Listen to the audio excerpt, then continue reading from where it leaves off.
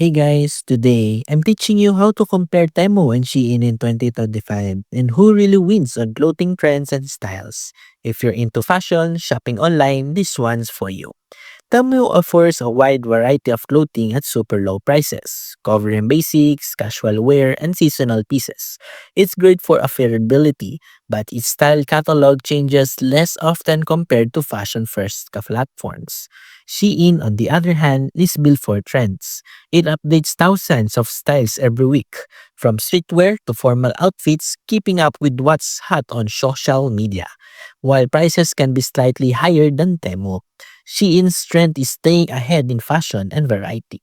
So who wins? For price, Temu takes down the crown. But for trend-driven, constantly update styles, Shein is still the go-to in 2025. That's it for today's style comparison. If you enjoyed this breakdown, hit like, subscribe, and I'll see you in the next video.